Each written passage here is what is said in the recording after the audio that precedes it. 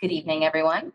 I am Elise Martyr, Chair of the Neighborhood Advisory Committee, and I would like to welcome you to the January 12th, 2026 Neighborhood Advisory Committee meeting. The committee consists of 9 members, all appointed by the City Council with representation from specific community sectors. Members shall be residents of the city or the city's extraterritorial zoning jurisdiction and shall reflect the socioeconomic diversity of Nashville. The term of office is 3 years.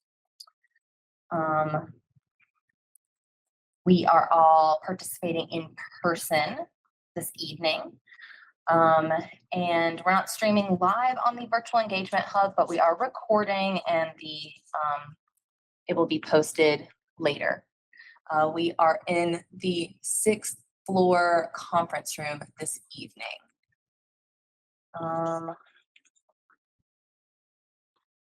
We also have an option for the public to listen live by phone by dialing 855-925-2801 and entering meeting code 9247.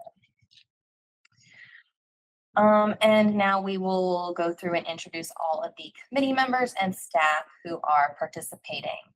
As I said, my name is Elise Martyr, and I am an at-large member residing in 28806. I'm Elizabeth Likas. I'm the vice chair. I'm an at-large member and reside in 28803. Trevor Schmidt, reside in 28803, represent that, as well as 28704. Charles Kroll, representing 28801. Awesome. And we're missing Moira today, unfortunately, but we do have a quorum. And our city staff members.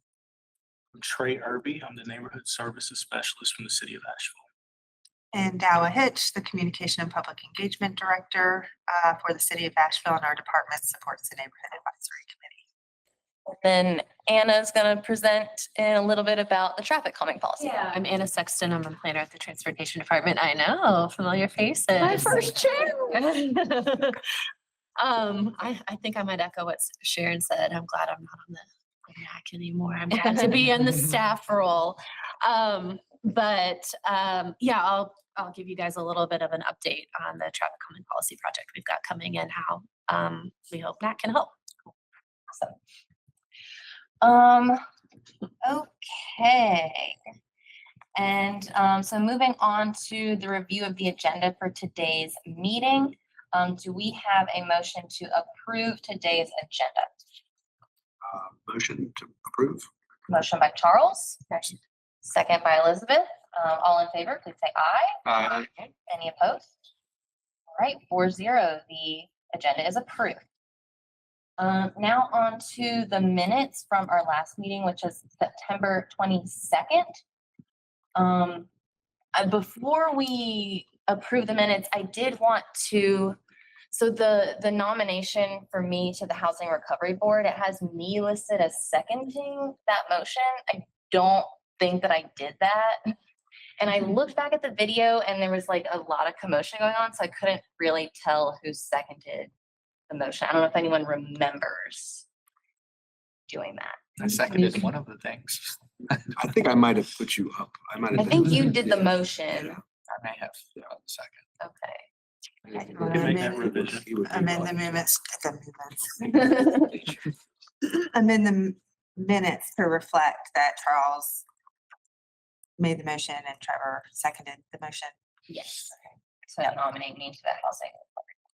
All right, so whoever makes the motion to adopt the minutes, which I just want to state that clearly. Yes, and that was in my note, is that from now on, I'll state who makes the motion, who makes the second, and the vote. Yeah, and then we'll, for today, when we accept the minutes, we'll need to just clarify that so we get that. Yes. Any other changes or additions to the minutes?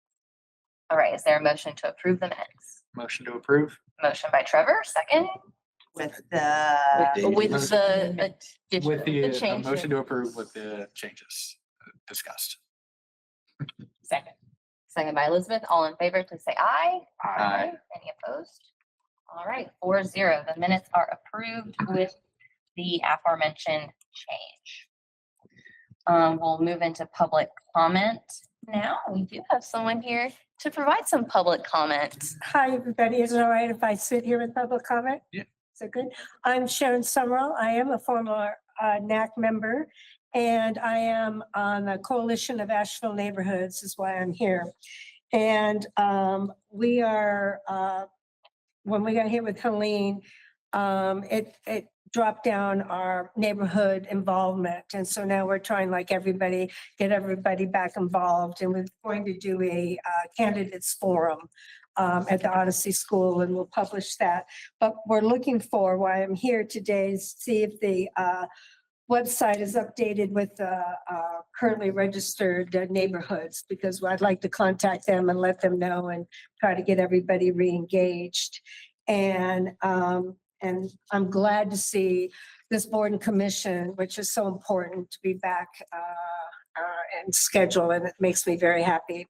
And I personally do a lot of advocating for developments for neighborhoods, because I used to review plans for the city of Asheville for 6 years when I was on the Urban Forestry Commission. And I see that Simplicity 2 is on here, and I don't know, are you going to have someone here to explain Simplicity 2? Because it's pretty much not working. No, today is, well, Yeah, when that's I want to fine. keep you got a minute and 57 seconds. Yeah, no, and what I'm saying is I'm finding all my information on Excella, and I think that's what they wanted to do anyway with Simplicity, is kind of move it all over into Excella, which is where all the plans and all the documentation is oriented. And I was personally wanted to hear what's going on with that, but I'll be back and I'll follow and see what's going on. So that's pretty much who I am, and thank you. Thank you, Jared. Yeah, for a change. Yes, thank you for sharing that. I'm definitely interested to hear more about when that candidate forum is happening. And I know in a little bit later, we're going to talk about the city. I don't know if it was on our list to talk about the website for with the neighborhoods on it, but I know that's something that maybe in future agenda items, we can talk about getting more neighborhoods registered and making sure that that website is up to date. It's hard to keep it up to date because sometimes neighborhoods are active, sometimes they're not, the leadership changes, but it's very helpful to have that information at hand when we have disasters like Helene, and then the city knows who to contact to get in touch with the people from that neighborhood. All right, we will move into our presentation from Anna on traffic calming. Should I podium? Is that a good spot for me? Yeah. Go. Okay. Yeah, I that'd be great. don't- Yeah. As a little bit of a preface, I did just want to say that I think this is a very important topic for neighborhoods all across Asheville. You know, neighborhoods often have very differing concerns, but I feel like one universal concern that I hear all the time from neighborhoods is about safe streets. And the city's traffic calming policy directly affects how neighborhoods can ask the city for help in addressing those problems. And we have an opportunity now to be involved in how that is shaped. I looked back at my notes and I saw that Ken Putnam came to NAC in September 2022 and talked to us about the traffic calming policy. And that was a real light bulb moment for me when I was like, oh, this is very restrictive and it places a lot of burden on the neighborhoods to, you know, get the evidence required. And then the city doesn't have very strong tools to address it. And then Chris Cairns came to MMTC in September of 2024, literally 2 days before Hurricane Helene, and told us how the city was starting a process to engage a consultant to reform the policy. And now we're finally getting to the point where we can talk about reforming the policy. So yeah. Yeah, thank you for having me. And also just want to say thank you to you all for the work that you do. I sat in Elise's seat and it's a lot of work, and that was really where my comment came from. We got Celia. Yeah, and I've been at the city for 4 years now. So Chris is our traffic engineer. He is out sick today, so unfortunately he is not going to be here, but I don't have any sort of formalized presentation. I want to keep it pretty brief. This is very similar to what I came to speak with MMTC a couple months ago. as mentioned, we are finally at a point. Tomorrow evening, it'll go to council. We've got a consultant selected. We went through the whole RFP and selection process. Really happy with who's going to be helping us. It's Kittleson and Associates. Hopefully, we're assuming everything goes through council tomorrow.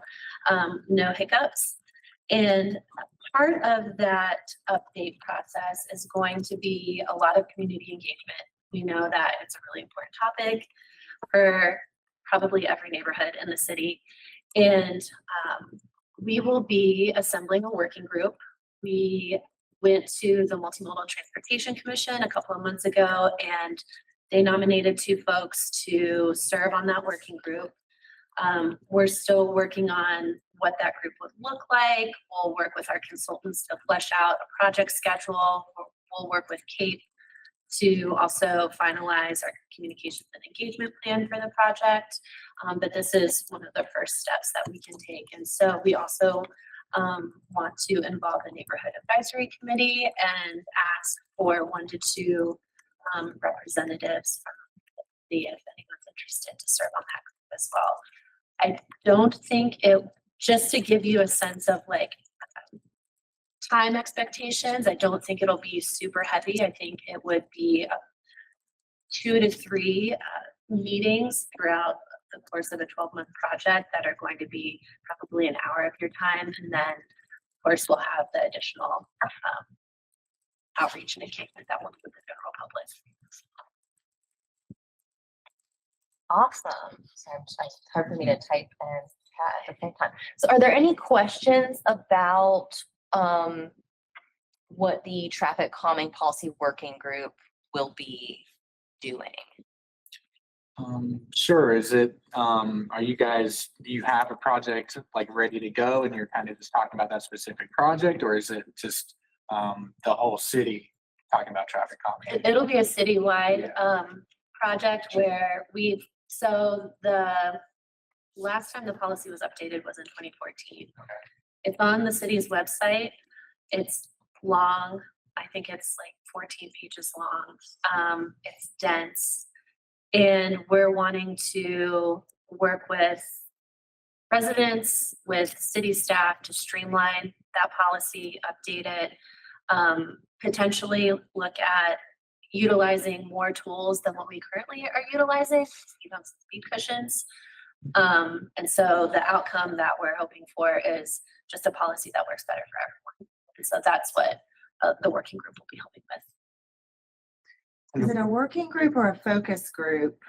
Because those words matter a lot. We're moving away from working groups because there's more limitations. My understanding was that we want that the consultant's gonna get some input from focus groups, and that was what we were thinking about from NAC, or maybe I'm wrong. I don't know. We might be saying the same thing with different terms and unintentionally, but that's what it would be. So working with the consultant, they'll be kind of asking questions of a group of stakeholders as opposed to a formal working group like we've had. Subcommittee. Yeah, type. like we've had in the past. Correct. This is just a, yeah, Yeah, so focus, stakeholder a meeting. stakeholder meeting, exactly. Yes. So we're talking about a couple of meetings? And it's just to give opinion, right? Because it's a focus group rather than having to come up with the agenda and figure out what you're working on. Right. You'll just be sharing all the wisdom And the and work- experience that you have. The work product is a policy by which someone would request a traffic calming change in their street, or is that an outcome, or it's the policy's broader than that? No, the policy would, or the updated policy would be what residents look at when they are wanting to request traffic calming. And it would also, I think, gives maybe some more clarity around criteria for which roadways are going to be eligible for the policy, and kind of help folks kind of filter through all of that before asking folks to take more steps. The process of petitioning the city, the eligibility criteria, and then ultimately what tools the city can use to actually try to calm traffic. Well, I'd be happy to volunteer to be a part of the group if, I put my name forward. Is that what we're asking for? Yes, we are, yes. I mean, yeah, I know, Oakley has, traffic calming. So I think it'd probably Yeah, be it is good if useful. I would, the president would be on there, so I could do that. Yeah. Well, yeah, I think Yeah, You that all wanna sounds, I don't know if vote? we need to do it, do we need a formal vote? If you formally appoint people, then the working group, public meeting rules, I can't remember how So we did it. I think it might MMTC. be that I think at MMTC Yeah, we you did could actually vote. make a motion for Trevor and Charles to serve on or to represent NAC in the focus group that will be led by the consultants. Then I will make a motion for Charles and Trevor to represent NAC on the traffic calming policy stakeholder. I second. Second by Elizabeth, all in favor? Aye. Aye. Any opposed? 4-0. Thank you guys for serving in that capacity. Thank you. Yeah, it'll, Yeah, that's really helpful. And you'll reach out to us. We will You reach have- out to you You have my all. info, okay. so. It's going to council tomorrow and then we'll work through the contracting and all of that. We'll have our internal kickoff with the consultants, but I would imagine, I hate to give timelines, but probably within the next 4 to 6 weeks, you all should be hearing from us. I live at the corner of Washington and Hillside, so Okay. I watch very non-calm traffic go through that stop sign. We all, yeah, it impacts every single one of us, so, yeah. Thank you. We'd like to I'm- hit stop signs in Oakley. Yeah. Oh, yeah. But yeah. That is the drama. Thank you, Anna. Great, thanks, y'all. This is, I feel like this is, in my time on NAC since 2022, I feel like this is a huge step forward in some meaningful action that can take place that will really impact neighborhoods and how neighborhoods in the city work together on street safety. So very excited, if you can't tell. Was the primary reason we wanted to do a special meeting. Yes. Yes, it There you is. go. I know, someone asked me today, I was like, there's a reason, a time sensitive. Yeah. So I saw on the agenda that the current traffic calming policy was supposed to be attached, but I didn't see it. And I think it would be helpful. 14 pages of reading I need to do. Yeah, I think, I'm sure there'll be some resources we can gather for you guys, including the current policy. I can get that current policy. Thank you. I was gonna say, I do think it's a great opportunity to go back to your neighborhood association leadership and say, I have this opportunity.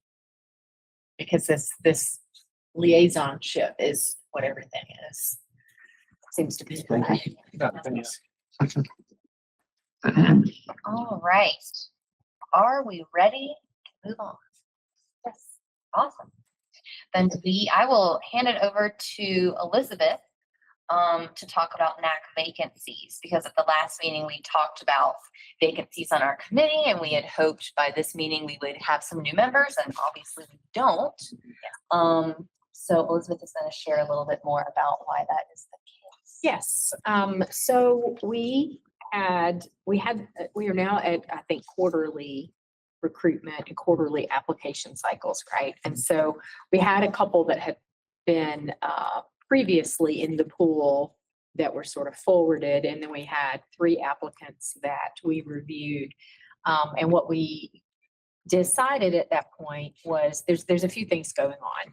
One is that because of the way everything has been restructured with the 4 recovery boards and the emphasis on that, we know we don't have a lot of applicants, which makes sense. People are like, what would we be doing if we're not on the recovery boards, or are you meeting? I've gotten those questions before. But of the applicants we've got, one of the things that Elise and I were talking about was what it is that we're looking for in terms of demographics, locations, experience, age, time in the city, things like that to round out what we typically have on NAC. Anna reminded me when Anna was chair in 21 is when I first joined. And so I've been through 3 chairs now. And part of this is we have always had people of a lot more diversity. And when we looked at the applicants and then looked at our current makeup, we were having the discussion about needing more diversity, wanting more underrepresented groups, whether that was neighborhoods, legacy neighborhoods. We obviously have on our vacancies 28804 and 28805. But right now we have 2 from West Asheville, 2 from Oakley, not just East Asheville, but like around the corner from each other. And downtown, right? 28801. And so we're looking for, we didn't end up, I don't know what the term is, accepting, Presenting, recommending, We sorry. didn't make a We didn't make recommendation recommendations. around any nominees, around any applications. And so the, the council and the vice mayor who kind of leads the boards and commissions appointment process, the council took that as, I don't think that we didn't necessarily want to accept any of the applicants. We just didn't have a formal recommendation, and they Yeah. took that to mean we would prefer just to re-advertise it and hopefully get a wider pool of applicants. We had, some of the applicants had some varied experience, which was good. But when we really thought about, is that broadening our diversity and our representation across the city and really sort of fulfilling the mission of what we are hoping to do, we didn't feel like we could make strong recommendations in that. So part of what we talked about was doing some more targeted advertisement and recruitment in particular neighborhoods or particular associations or parts of neighborhoods, because, West Asheville's very large, East Asheville's very large, but in South Asheville, it goes down this strip along Hendersonville Road. I don't know when's the last time we've had somebody in a far south neighborhood. We've had somebody from Shiloh, we've had somebody from East End. But we sort of need to get an idea of what we're looking for and if we want the city to advertise differently or recruit differently or how to, do we have recommendations about how we'd like to guide that in some way? We have an opportunity. for what that. are we able to do legally? Can we call, because I know, Elizabeth, you got to know a lot of the neighborhood liaisons to the festival Festival. neighborhoods. I mean, can we call the Hall Creek person directly and say, hey, do you have somebody that would be willing to step up? Or I don't know what. That's fine. Absolutely. As board members, you can absolutely, I mean, it's part of the job, honestly, to help recruit folks onto the board. Yeah, there's nothing wrong. It's actually helpful because we do know word of mouth tends to inspire people more than mass comps in this kind of situation. Yeah, we can certainly encourage people to submit applications. And then typically the clerk's office is going to ask the chair and vice chair for some recommendations around those applications. We could also bring them to the whole group if there's time for that. Ultimately, the decision is going to lie with the council to make an appointment. And if you'd like, I'm happy to provide the group with a list of neighborhood meetings.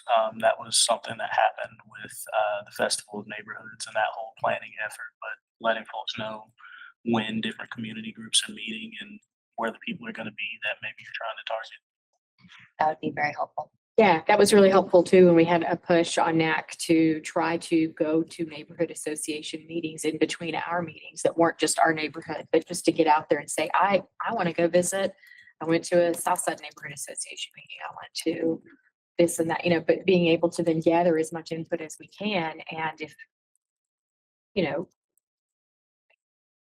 trying to come up with some ideas among our membership about what we'd like to do to sort of round out all kinds of demographics. Trey, are you gonna email all of us that? Or- Yeah. Okay, cool. I can do that. Any other questions about or comments about membership? I have a broad comment just around, I know we've talked about this, so I don't want to belabor the point, but in addition to needing more diversity, right, it's also a little bit more difficult to recruit because it's like, oh yeah, we're gonna sometimes meet sometimes, right? Without the regularity. So that would be my only, as we do outreach, like, hey, yeah, you're gonna join the NAC And be on standby. yeah. Yeah, So I mean, that would be my only. maybe that's a feature it's local. Fair enough. It's practically no commitment at all.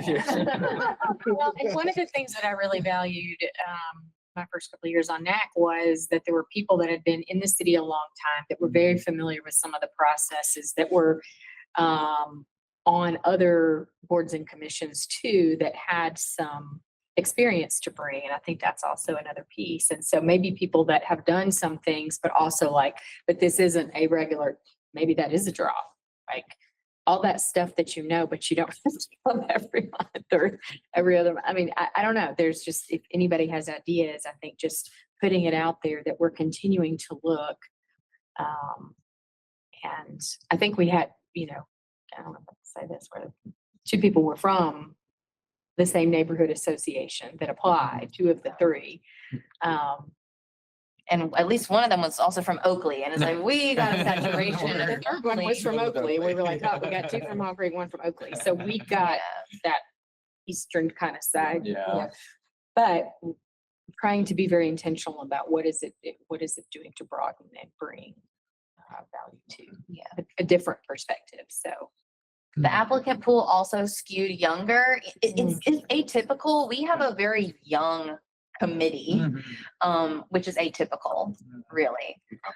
So yeah, we were also That's thinking. good, it'd right? I was be- also saying. we need I mean, it's good to see young people. participate. Yeah, It is. yes. It really It is, and part of that was, again, the more broad. Yeah, so just to offer some sort of explanation and kick around some ideas. Yeah.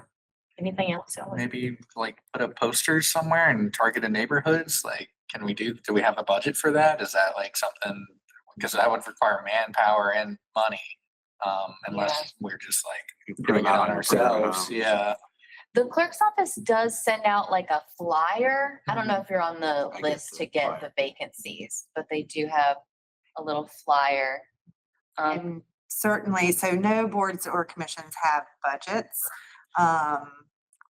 What we can do, however, is Alex, we could, if you wanted to get out and get some flyers about vacancies, I'm sure they would be excited to have additional support, and we would just print them here in City Hall and figure out how we can get them to you. Okay.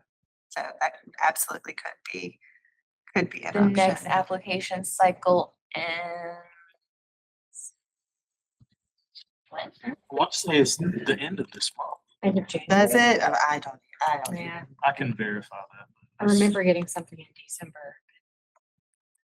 Which we're meeting infrequently enough. I don't feel like we need to feel pressure to get the applicants that we need by, this deadline, like there'll be another one. Yeah. But just to have in the back of the mind, right, as you're out and about, whatever your networks look like, those could be really great places to just continue to pass along information, and then you can always point people back to the city's website, so you don't feel like you've got to be the subject matter expert on what filling any of those vacancies, NAC or other boards or commissions might be. And there was a really helpful email that went out at some point. There was a period of time where we were getting something that said, in the next 2 to 3 weeks, here are all the neighborhood associations that have meetings. And so we could get that and look and go, oh, I could make that one. I want to go to that one. And that's how I ended up going to a couple. But I don't know where that came from. And I don't know if that's something that city staff. Is that can a help us with. Meredith thing? Oh, it might have been. Yeah, We I could don't check know with that. Meredith. Yeah, we can check with It- Meredith. It was and- really helpful to just go through this list and go, oh, this Thursday, yeah, I could do that. Or this is happening on a Monday I mean, afternoon. we can certainly send that information If that out. would It's, be it's all helpful. on a calendar, so it would just be Yeah. printing out the agenda view of the calendar, and it just lists. So that might have been what was being provided for. We could certainly do that. That was really helpful. That's good to know that it was helpful Mhm. too. Yeah. I used it a couple of times, but. All right, well, my timer went off for this segment, trying to keep us on schedule, so. Doing an Um, amazing job. We are going to go on to recovery board updates and neighborhood association information sharing. So Dow is going to give us an update on the infrastructure recovery board and the economy recovery board. I'll talk about housing recovery board. Elizabeth will hit us with the people and environment, and then there'll be a little time for any other reporting from general neighborhood association. So take it away. That one. Okay, and I will be quick because we had an infrastructure recovery board meeting earlier today.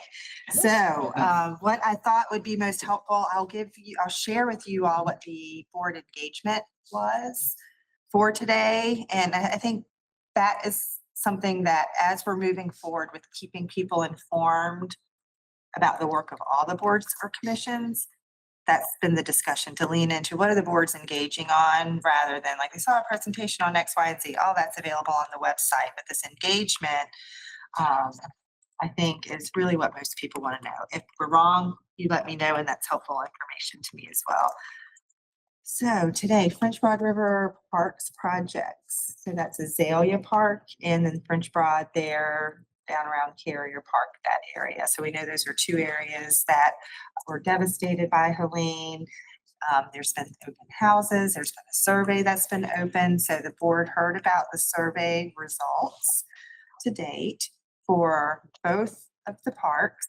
And then some of the themes that have bubbled up to the top. And what we were asking the board today was, okay, so now that you have seen the themes for each of these parks, what information might be missing? So they had a nice discussion about that, a really rich discussion about that. And then what would your top 3 priorities or top 3 themes be for us to pass along to the consultant? So they did that today. These timelines are fast and furious. We got that information for them today. It goes to city council tomorrow at their council work session. And then what will happen is we'll pass that information along to the consultants along with the general input for that effort. So they'll have the general input, the recovery board input, city council input, and they'll take all that into consideration as they come up with the initial concept designs for what the parks could look like. The reason we needed to have the board vote for 3 was so that the consultant can understand the balance between all the themes. Perhaps that's most important to the community. So the goal, if you go in, if you're excited by that, you're interested, you want to go in and look at the infrastructure recovery board's work this morning. I think that's the important thing to know, is that the aim is for all of those things, all the themes that the community has identified to be incorporated into the concept designs. And we also know that sometimes that there can be financial constraints or time constraints, and we can do many things, but we can't do everything. So it's just meant to be a guiding principle at this point in time. Is that good for a high level on infrastructure? Is there, just quickly, one question on that front? How long, what is the timeline for, say, Carrier Park to be rebuilt? Yeah, let me pull that. I just happen to have the presentation here. Let's see. And that's all on the website as well, or not? Yes, it is. It's on the infrastructure website. So we are looking for the unified design concept. That means here's the first take at it. Consultant goes and does their work. They come back and say, okay, we listened to the themes. This is what we think we heard. Here's a couple ways it could look. We'll take your feedback. Then they go back and then come up with the final design. Then we're moving into construction. So all of that is meant to be done. The unified design delivered to the board and council by May 8th. Wow. Oh, boy. That's what I'm saying. And that's a good example of why we've done the pause with advisory boards, because these projects, in order to get the funding that we need for them, need to move quickly, and we want to do our best job of authentically engaging. So Is it the CDBG-DR funds that's funding that? part, yeah, and then some PA funds from public assistance funds Yeah, from yeah, FEMA. So it's a big, we don't even know yet what the DR funding is going to be. That's another piece of this puzzle. There's like time, like I know the DR funds is like 6 years for project completion. Yeah, and then I think with some of these parks, it's even shorter with some of the FEMA funding. I could be wrong about that. Could you just help me understand the 2 acronyms you just used? I will when I get to my section. I have no idea what you said. I try Bill. as hard as I can. Okay. So that was infrastructure. And then real quick, it is this week on January 15th. I would invite you all to tune in to the Economy Recovery Board, where they will be taking a vote on staff's recommendation on the Small Business Support Program subrecipient partners. So that is Community Development Block Grant / disaster recovery. So when we say, CDBG-DR. yeah, when we say DR, we're probably talking about Community. yeah, CDBG, DER, Community Development Block Grant, Disaster Recovery Funding. Okay. Federal money or state? CDBG. Federal, and it's also, we have a steady state CDBG program, and most of those fundings that comes from. Stealing my notes, Stella. I'm sorry. Oh, never mind. Elise is gonna tell you all. Brilliant. No, I'm information. sorry, I'm That's sorry. good. Don't let me- don't- Yeah, stop. So that's what's coming down the line for economy. There's a small business support program. People have applied. The way this whole program is set up and the guidelines from the feds is staff will be making that decision. And we certainly want to look to see if there is support from the board. So that's what's going to happen on the 15th. And then it moves on to city council after that.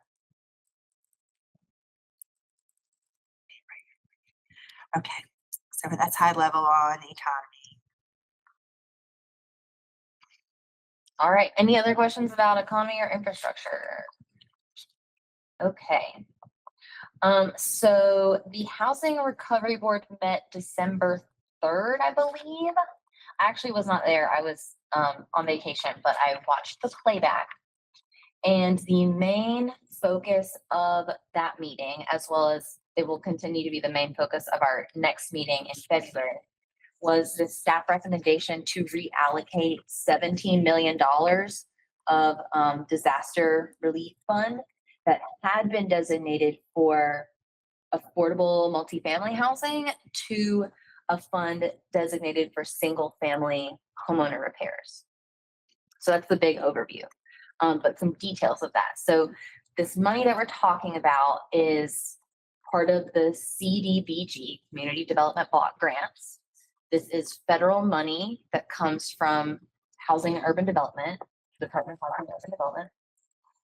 And like Dow was saying, you know, the city gets CDBG funds continually that they are administering, but these are specifically disaster recovery funds. So it's CDBG-DR is what you'll hear it referred to as. So, and this is the 225 million number that you hear about. That's the CDBG-DR funds.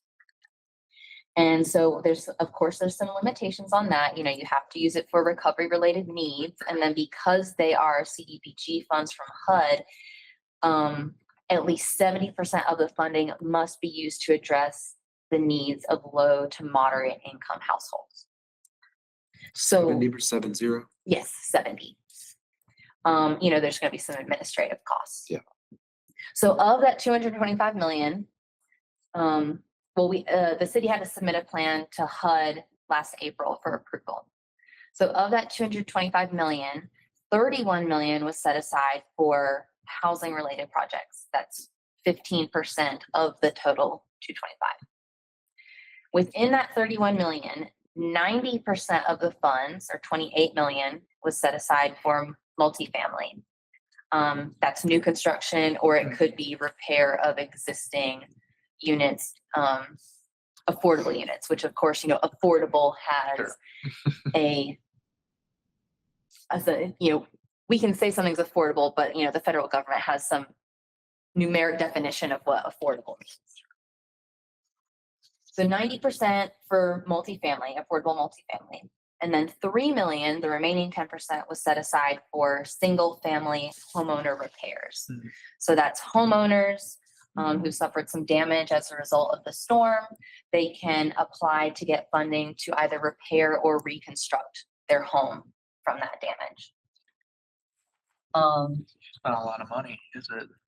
3 million. It's not, and so the city is not actually administering that program. We're actually having the state administer the program, which is advantageous because the state is doing it without charging the city any administrative costs. So that 3 million can go completely 100% towards hard construction costs.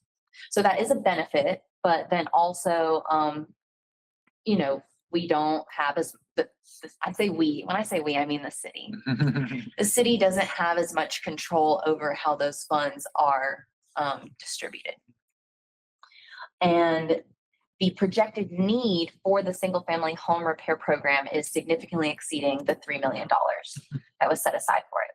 So staff is proposing that 17 million is shifted from multifamily to single family, which would put single family at 20 million and leave multifamily with 11 million. So we went from this 90-10 split where we're swinging in the other direction, but it's now a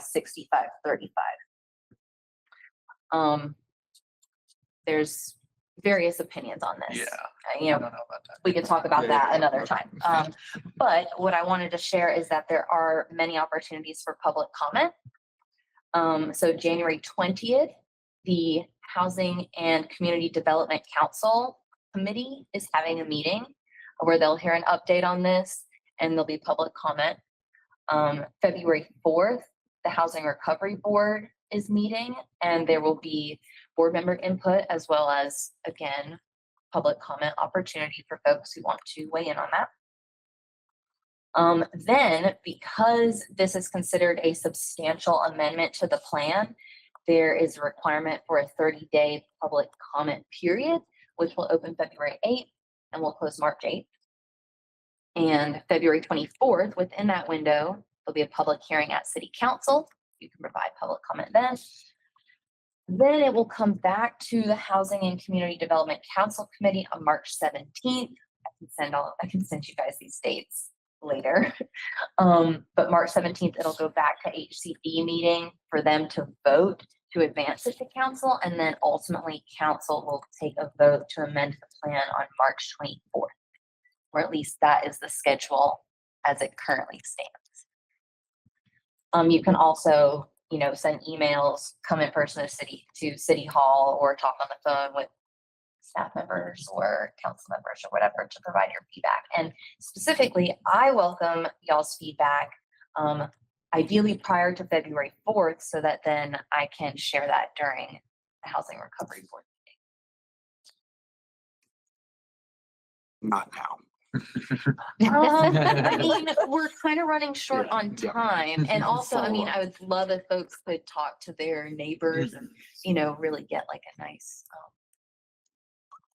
Can I ask what is defined as single family versus multifamily? Because there's a lot of apartments in this city that are former single family or, Like multiplexes. yeah.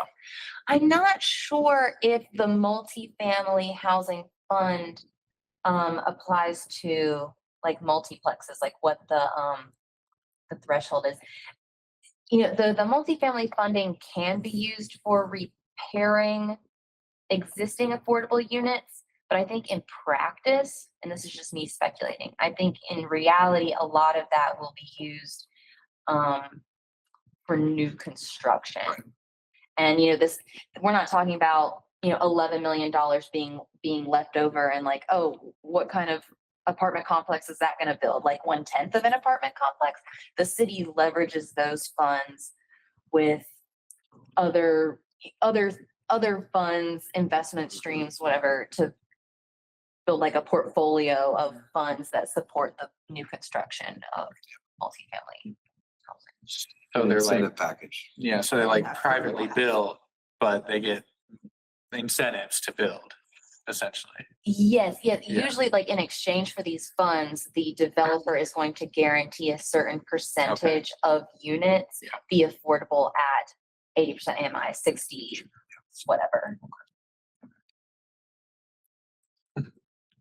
And usually those are deed restricted for like 10 or 20 years even, Right. which is, you know, not to get into too much about the arguments for or against it, but with the state single family home repair program, you only have to remain in your home for 3 years. After which point it could be sold and then maybe it's not being, you know, it's not being inhabited by a low to moderate income family Sure. anymore. So that is one argument against transferring the money. You ready? People and environment? I have one question. Could you put the dates on that public comment period again? Yes. It's February 8th to March 8th. Okay. That's okay. So the People and Environment Recovery Board met on, our first meeting was December 1st. Our schedule is every other Monday. And our first, we had three different main things at this meeting that we did. Some of the unfinished business were electing chair and vice chair, going over the sort of procedures of how we were going to be sharing information and how we're conducting ourselves, and then our meeting times. Because we had kind of a split with some people that wanted daytime meetings versus evening, we are doing an every other. So every other meeting, which is every other month, is a 10:30 to 12 daytime on Monday. And then on the opposite months, February, June, and October, will be in the evening from 5:30 to 7. So we were trying to accommodate lots of different schedules. And we elected our chair and vice chair, Chair Jack Eigelman, who's also the chair of the MMTC, and Leah Ferguson is the vice chair. And because we have two prongs, people and environment, we had, so that was our first order of business. The second one was a presentation by the Urban Forestry Master Plan. So we were given a lot of information about the urban forestry projects, what was happening. It was more information sharing. It wasn't anything that we were voting on, but there's a lot of great information. If you're interested in those, I'm happy to share the agenda with the links. Trying to remember, I didn't have as many notes on that as I did the other part. Do you have something to add to that? Yeah, let me see. And I am serving as staff liaison in partnership with our sustainability director. People and environment recommend items. There were some engagement opportunities that I got emailed about since that meeting from the new vice chair, Leah Ferguson. And they were asking us, there were some, I don't know if that happened. I wasn't able to go to one of those, so I don't know if that particularly happened. It was an urban forest master plan group that they were asking for more input about. Yes, that engagement process is going on for a good bit of time, and the survey is going to be open for at least a few more months. And yeah, I think same situation as we just worked through here, wanting to make sure that there are invitations specific to boards and commissions to participate in focus groups as those engagements take place. I think, is that the conversation that you Yeah, 'cause were I was a little referencing? confused at first because I thought she said we needed 5 people. And I said, is this 5 people from the People and Environment Recovery Board or 5 people in general? Like if we don't find 5 that can come, I don't know procedurally if that's something we can then push out to other like NAC and say, is there anybody that wants to attend that? Do y'all know? Okay. I'd want to check in with the team. Yeah. And Because I know they want to give those opportunities to the recovery board members, and if they've got spots and they're still looking to fill them, that's just a question that I a have. great question. Yeah, it's a great question. We should continue to bring that up, right? Because with the French Broad and Azalea, Mhm. we There's could overlap. only reserve that the team felt, and as they should, wanted to be as inclusive as possible. And at the same time, we wanted to honor and recognize the service of all the boards. So there were 2 spaces, for example, that were saved in those small group discussions for recovery boards because there were only like 20 seats for the focus groups. And we want to make sure that community members had the opportunity. So I think it could be the same thing. Yeah, I think it's can fair to check. say we're still figuring out and the information's trickling down about how exactly the flow of information is going and who is involved. And then, because the intention is there to increase engagement from those focused groups and yeah, that opportunity. So for other, Yeah. the other the third part was a presentation and this in about exploring what Resilience Hub, the project, pull up the,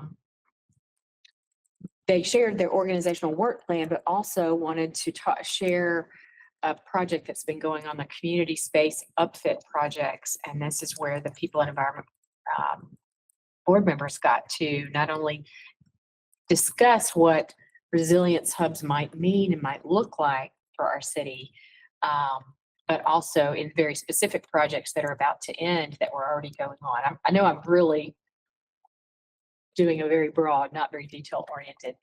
There was so much great discussion about how we can inform the research questions at the end of that project to say, this is what we want to know, how effective this was, what it, did it work? And I'm not saying this very well because there was some discussion among the group about here's the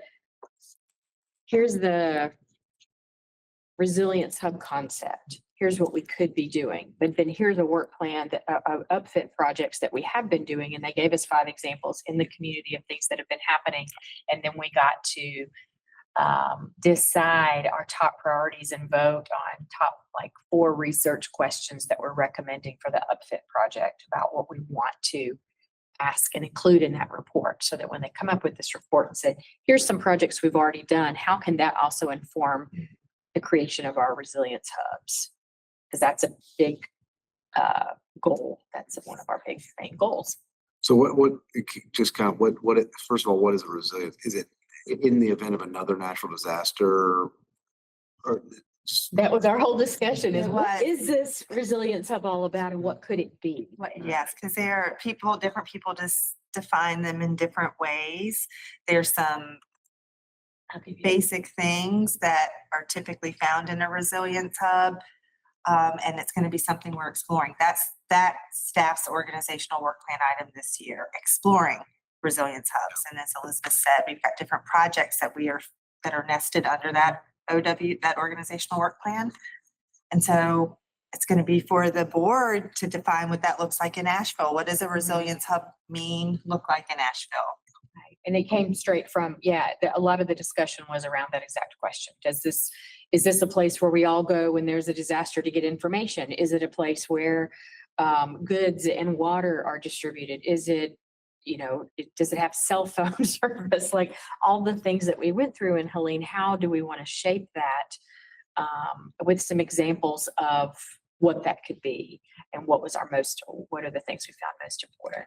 And then blue skies as well, right? Yes. Because there's research that suggests that it's equally as important that these are places that people are already accessing. So in the time of a crisis, community center they already go to or something that's like that.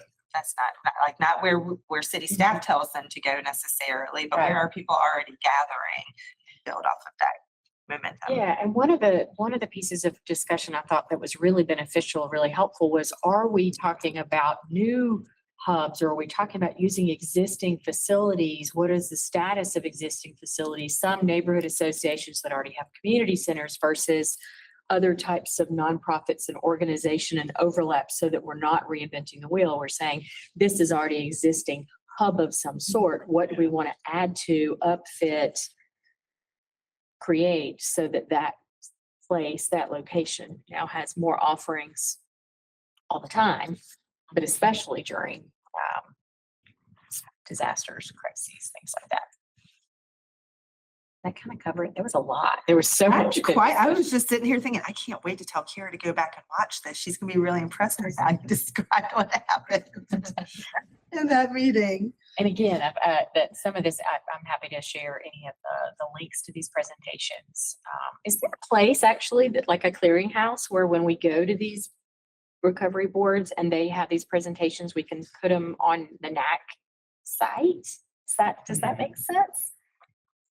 Let us think on Right. Or that. what would be the most efficient way if people are like, what are you talking about these upfit projects? Because there were 5 specific projects that I didn't know about they're like, here's what we did, here's the location, here's what was happening. And now that those are ending and the funding is ending, we're coming up with a report. But what is it that we want to about and how can we use those experiences to inform as we create these and map out these resilience hubs. Yeah, the closeout. Yeah.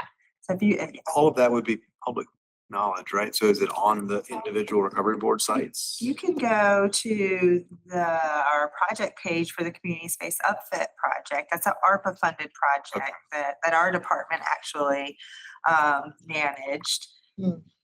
Leaning into the idea. So I won't go into the details out of respect for time, but it was very intentional. Our approach was very intentional. And it's been interesting to see how it matches up with the idea of what resilience hubs are as places where people are already gathering, because the spaces are not city owned, which is very unusual. And the ARPA funding gave us the opportunity to do that. Is right, if it's property tax dollars, which is of the city's general fund, then that can't go into private businesses or facilities, but this funding was a little more flexible, so. Cool. Any other neighborhood association reports anyone would like to share? No pressure. All right, then we will.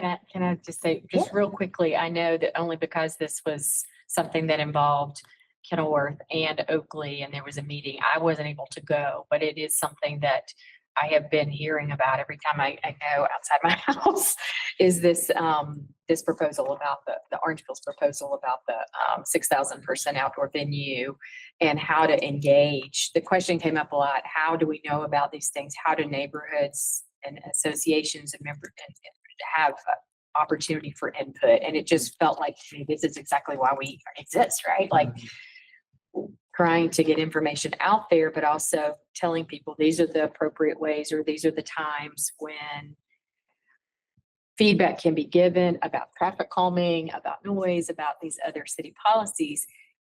But it's not, but this was something that was not gonna, from what I understand, gonna come before city council for a vote. So how do we then just have a forum to ask questions? So that just kind of theoretically, philosophically came up, and then there was a meeting where there were a lot of people. There did end. Were you I there? was not, at Okay. the- I mean, yeah. I was at the- working, I couldn't yeah. go. I was there, so Yeah. it was a meeting that was initiated by the mayor, and this is an area, this is a private property situation. Yeah.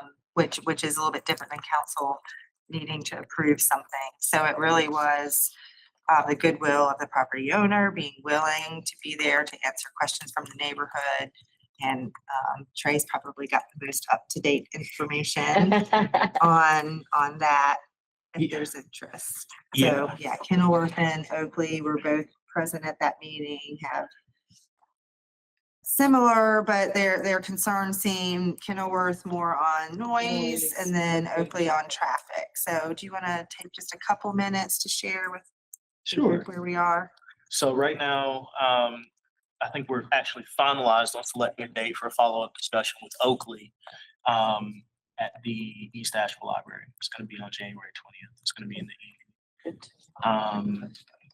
And that should be from 5:30 to 7. I've been in contact with some folks from the association there, namely Julie, who's going to handle the actual promotion of the meeting and everything, Facebook and all the other channels y'all normally use. And gonna try to make it hybrid as well, because we have limited in-person capacity. Okay. But right, One underneath the fire station? one more time. Is that the one underneath the fire station? No. No, East Asheville Library is the new one. Well, 3 Avon Road. It's right next, I want to say it's next to a fire. That's a fire station Oh, right there. but it's not the one, you're thinking of Oakley Community Center where it's underneath. the Oh, yeah, But that's this one, different. East Asheville's like big, nice, fancy. It's right off of 70, Highway 70. But yeah, we're gonna have that meeting there, and there's gonna be some representation from transportation, city manager's office, and those are namely planning and Cape are also gonna be there. So that's when we'll be able to kind of go into more detail. We're hoping that the orange peel will actually be there too, to address some of the, we've made the invitation available to them, and they said they were pretty flexible. Still waiting on them to confirm. But they hoping that they can address some more specifics about their actual venue plan. Some of the question marks that were on the map that they gave us that we got from community and that staff just looked at and wanted to know. So it's a private thing, but wouldn't they have to get permits or can they just like buy the property, build what they want? We just, They have to get permits. They have to get They have permits. to get permits. Right. And so that was at first, like we went through like the noise ordinance, what the permitting process is. So if there's questions about what the decibels, how we do that, those are the things that count, that city staff can yeah. speak to at this time. Okay. I think that was the main gist. I had several neighbors that went and they were, I said, well, tell me what was brought up. And that was part of it is if it's private property, but we have city ordinances, how is the city gonna ensure that these are being followed? That's right. Yeah. That's exactly it. Does the zoning allow for it or will they seek conditional zoning? No, zoning allows for it. That's why it's not coming to council That's right. publicly. Right. That's right. Yeah, Just commercial. Okay. And y'all know where this is, right? Where the old bar used to be. Yeah, my favorite. Versus Kim May or something. New um, Origins. don't and actually Yeah, Christmas New know. Lane. Origins. Yeah, the What's the train next was on it. Yeah. Yeah, for Thompson and Glendale, sorry. Right. No, yeah, you got it. That was, I use this street every day. Yeah. But it's the bend in the river where there's like Lowe's across the river from Lowe's and there's that whole part that was underwater. So they did the Reclamation station or was there? Regeneration Center. Generations. They showed Yeah. like sound would travel. They had their sound at the Orangeville had their sound engineered there. And Okay. I do remember this, that the sound is like pointing at the big box stores. Okay. Because Target is up on the hill Yeah. and Dick's is up on the hill, Right. so. But the Oakley side, the traffic calming was that all the streets leading to that are already. The traffic calming has already been an issue. Yeah. and There's no lights and there's a lot of stuff that people were like, Makes sense. people are gonna end up in the river because there's, No, anyway. I can see it. Oh, no. Anyway, thank you for updating. That's really helpful. That's really helpful to know that date. I have not heard that through our association. it's fresh off the press. Okay. Cool. So, Thank you. Well, then we will move into some city resource sharing from staff. I know we're kind of cutting into our time, so maybe we don't have all of the things, but we can replay it. Otherwise, Were you doing this part? I can. Okay. Okay, so looking at the actual app, so, and let me make sure I have this correct as far as what we're discussing right here. Is this just about how we can make sure that this group has good understanding? So when we're out in like community talking to people that we can know what to point them to for what? yes, yeah, just letting people know that some of these things exist Yeah. and how they can be helpful. Like I've gotten 2 potholes fixed by reporting it on the Asheville Oh, app. really? You need to be in a I commercial. was like, we should make Yeah. a reel of you right now. Yeah. So it does work, is what you're Yes. saying. Yes, Yeah, and it you can does. see how many Okay. parking spots are available in the downtown lots. Oh, that's The nice. 2 actually. most useful things. Anyway. So, yeah, no, that's a really great example. So I know that's something that I, in my job a lot, get when I'm out at neighborhood meetings. People have questions about everything from traffic calming. Typically, they don't give me a lot of crime stuff or public safety because APD is there. But, people will often report, the street lights going out or that a fire hydrant is something. All of these are things that can be made. note Trash of. that's been piled high. Yes, and also too, even something like homeless encampments. Hmm.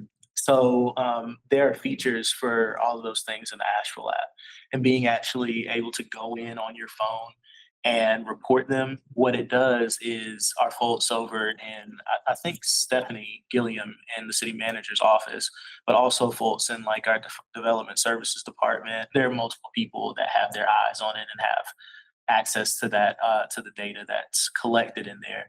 But I often tell people like don't be afraid to mass report things. Like if there's a pothole on your street and it's messing up everybody's tires, don't be afraid to have everybody on your street that has a problem with it go into Asheville app and report it, because now there's a heat map. Okay. And we can see that this is a problem for multiple people in the south part of Oakley, so that's one great use of the Asheville app. But also, yeah, the parking, that is a really underrated feature that's on there too, that a lot of people don't know about, right? Being able to see what's available in the city garages. So, So go to your app store and Yeah, I've download the got it. Asheville app. I've had it. Or I just you, from the don't front use it. page of the city website, you can get the Asheville app, ABL alerts, and Simplicity. All three of those are right there on the front page. Well, there's code purple information too, find shelters, there's a tab for that. I haven't seen this. mhm. I'm glad you're. I'm gonna bringing take some bottle resources. pictures. There's, Yeah. You spot it, we you fix can, it. yeah, That you sounds can take a awesome. picture, it gets Yeah. geotagged. Now, do know that it is a way to report issues to the city, and sometimes you'll see them marked as complete, but you'll be like, oh, the pothole's still there. What that means is that the request has been forwarded to the city department that would handle it. Got it. Okay. Is that something that maybe has been discussed about being changed? Like, hey, maybe we don't say complete unless, because then people get upset and then they start That'll coming. take longer than the 10 minutes we have in the Yeah, okay. meeting to talk Alright. about. But yeah, there's some, because we have different work order systems, and then, so sometimes it may say complete, and we've worked on consistent messaging, like it may be a street light that's out, but it's one that's owned by Duke. So we're never gonna be able to close it out. But what we need to do is have better communication about, this has been passed on to Duke Energy, and that's why we're marking it as. Sometimes the comments do say something like that, or, this is on an NCDOT maintained street I and the see. city can't do anything about it. But we've let the DOT know. Yeah, yeah, right. Moving on to Simplicity 2. That is extremely, extremely helpful when it comes to developments. You can look on there and find an uncomfortable amount of information about who put in for whatever permit to do whatever to a particular parcel. I know a lot of people, there's just been a lot of development related concern in general. And so that's pretty much just wide open and available to people. The other thing about Simplicity is that it has crime data too. There's another tab on there. You can go and actually see the crime data for a particular area. You can go and look at it down to, like, I remember I was looking in Burton Street one time and I could see things that were, basically, I guess it was Burton Street and Buffalo Street, and I could see all the crime that had happened just on those two streets. So it's pretty specific. You can also find out other things about, whether people often email me and have concerns about properties that are on the fringes of being in the city limits. Sometimes they're in the county and we don't offer services to them. So it's an easy way to redirect people. You can learn or let people know if they're in the city or the county just by searching up their address in Simplicity. You can also see what day your trash gets picked up. So if you have any questions about that, that information is available in there too. And you can set, when you create your account, you can set a radius around your property or whatever other address you want. And you'll get email notifications when a permit is submitted based on the radius. So I have my radius set as big as it'll go. So I knew about the Costco plans, as Oh, soon as they got nice. entered into the system. And then it's a week later, the news picks it up and I'm like, yeah, I already knew. Right. So, or you can set it, because at a time, I know that if a development is a certain level or whatever, sometimes it requires a neighborhood meeting. Right. And at one time, the radius on that was pretty small. And I remember there was a change since I've been on this board where that radius was increased a little bit, but it's still arguably small. And so this way you don't have to rely on some type of community meeting notice, like it'll come to your inbox that, a half a mile away, such and such is being proposed. Okay. Is that an app then, Simplicity? No, that's on the city website. I mean, Okay. it might It's have an also, you can app. access it through the app. Oh, Through yeah, the you can. ABL app? Mhm. Oh, okay. have a question. Yes. This may seem silly. Simplicity 2, is there a Simplicity 1? Because I look up Simplicity 2 and it just goes to Simplicity.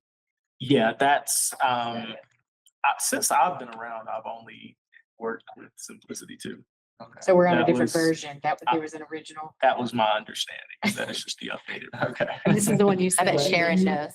If you search simplicity.ashevillennc.gov. Yeah. It'll pull you to the most current version.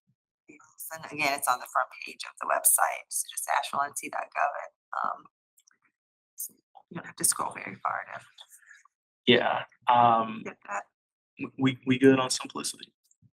I think so. That's Yeah, cool. we should probably Check that out. Okay. Well, AVL alerts, another big thing. That is, it can operate as our emergency alert system. It's not, every time we go and do it, what it really allows us to do is be really targeted in who we're getting out specific messaging to. That's relatively time sensitive. So for example, I think there was an AVL alert that actually went out in Shiloh this past weekend and the week before about a meeting that was coming up for their water line replacement pilot program that they have, that the water department is doing out there. So it allows us to be able to kind of zoom into a specific geographical area, whether that be a neighborhood or even a larger area, and let people know about whatever is going on that's relevant to them, to give us kind of a more direct line of communication, because sometimes folks miss out on things on Nextdoor or that come via email. So it allows us to kind of cut through the noise. Is that where the boil advisory I was come out right. through? I was the right same there one. with you, Elise. Yes, all those messages that got the crazy transcriptions. I don't know if y'all ever looked at your phones. Yeah. and how Yeah. That is AI. That was not Clay. But they can pinpoint which Yeah. properties are actually affected by a water line break or something, and then they know to send out the boil advisory to those specific people. Yeah, so it could be as wide as the city for that, or it could be as small as a street. You know, it's Yeah, to And use how it does for some one emergency. sign up to get AVL alerts? Probably also on the website. I bet. yes, it's all there. It is all there. On the front page too. It's a whole bar. It's a little bar that's got Simplicity, AVL Alerts, and Asheville app right there all together. Mhm. Do we? I know we're running short on time. Do we want to save these two, or do we want to touch What do on you think? Um, You can also access them? Yes, all. a treasure hunt. yeah, I guess we should, it's just a plug for the YouTube channel. I watch the playbacks of a bunch of meetings, especially on my commute. I'll listen to them at like 1.5 speed. Our meetings are gonna be there, the council meetings, all that stuff is on the YouTube.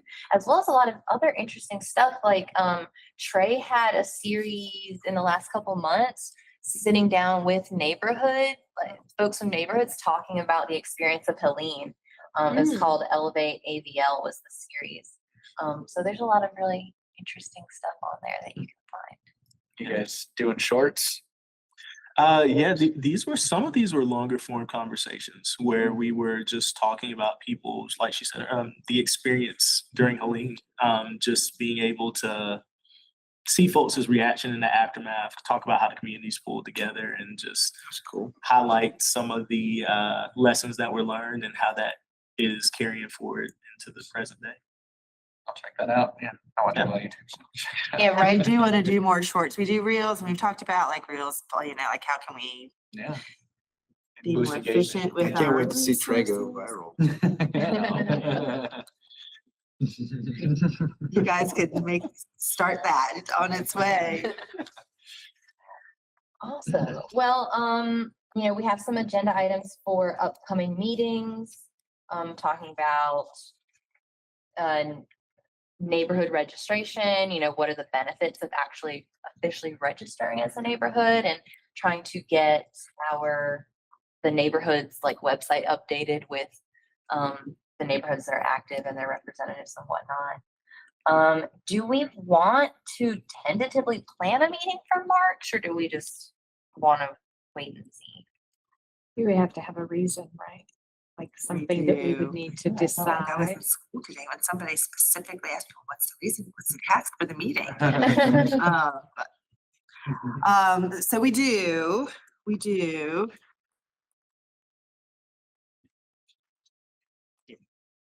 Besides just To change- updates from the recovery boards? Right. I mean, is that We a do because, legitimate?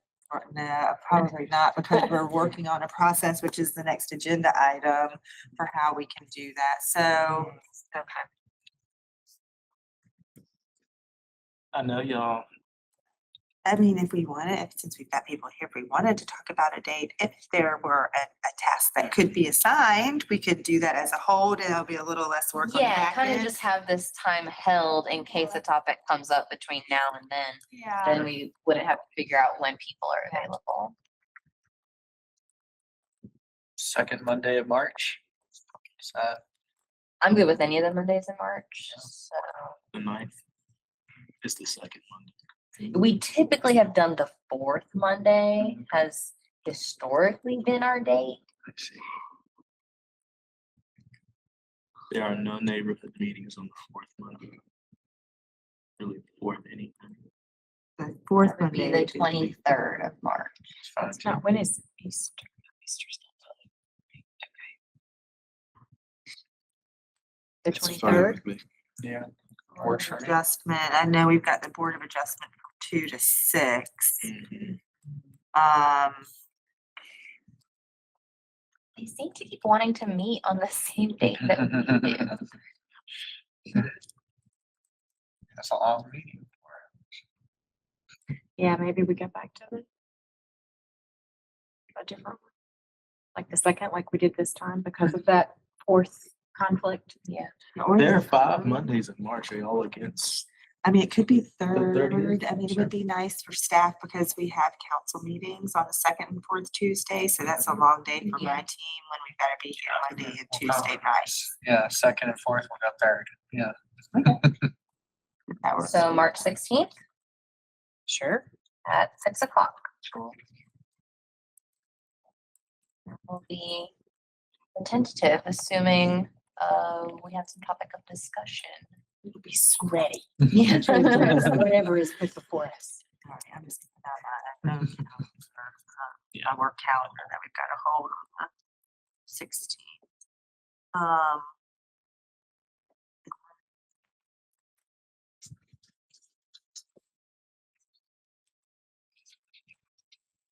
Did you do the same? So you did, you and identify first for conference rooms, anybody else books it? Yes. Okay, so just to recap, we have a tentative March 16th at 6 PM. Not 100% certain, but if a topic comes up, we will be ready.